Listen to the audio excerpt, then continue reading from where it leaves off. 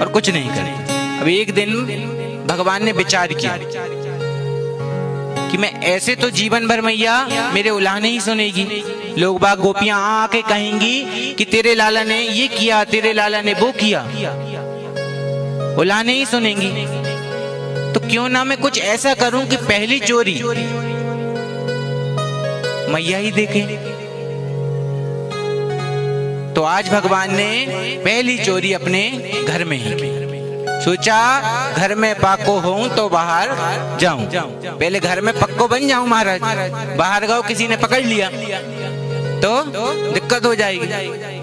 तो घर में ही आज मध्य 12 बज रहे हैं,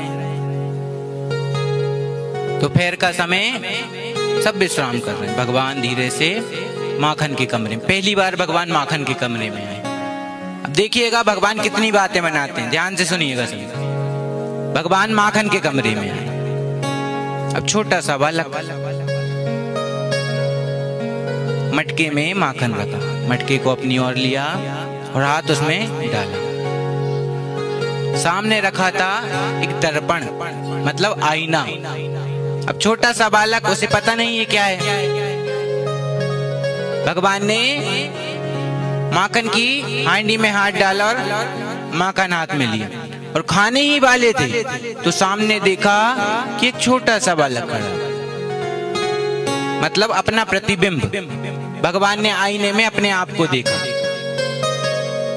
अब भगवान कहते हैं अच्छा मैया बड़ी है, होशियार है गई, जाने माखन की रखवारी खातिर पहले से एक छोरो बिठा के रखो है। मैया बड़ी होशियार है। अब जो बताएगो कि मैया तेरो लाला माखन के कमरे में आवे और माखन खावे। छोटा सा बालक, उसे पता नहीं कि प्रतिबिंब क्या होता है, अपने आप से ही बात करने लगे। भगवान ने अपना हाथ उसे देखकर पीछे कर लिया तो प्रतिबिंब ने भी पीछे कर लिया। भगवान कह रहे हैं देख, तू भी छोरो मैं भी छोरी, तू मेरी चोरी मैया से मत कही, और जो माखन है मैं अकेलो नहीं खावे वाला। भगवान ने आगे हाथ किया तो प्रतिबिंब ने भी आगे हाथ किया। अब भगवान ने चैन की सांसें ली। अब मेरो कलेजो ठंडो है गो, मैं सोचो कि मैं ही एकलो चोर, लेकिन मुंह से बड़े चोर तो तू है गो। मैया ने तो रखवारी खातिर बिठा लो और तू जहां माखन खा रहो।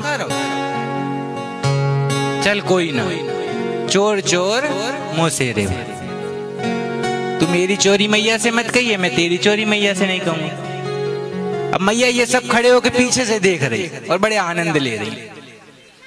आवाज लगाई कन्हैया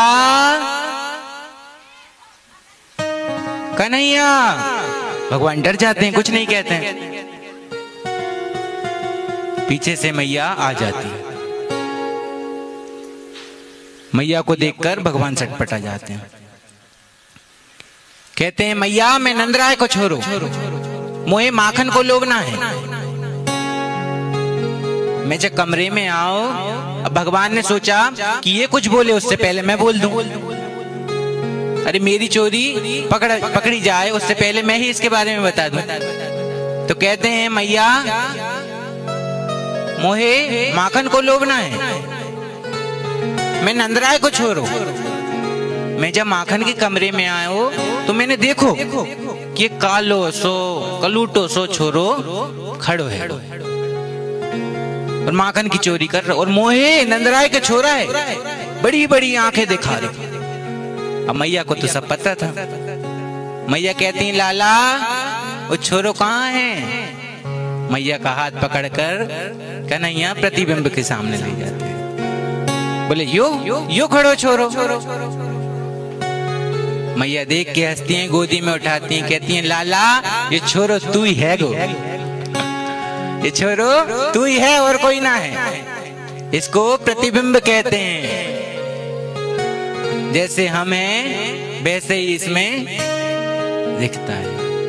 अब मैया ने ये लीला सारे ब्रज में फैला कि लाला छोटो सो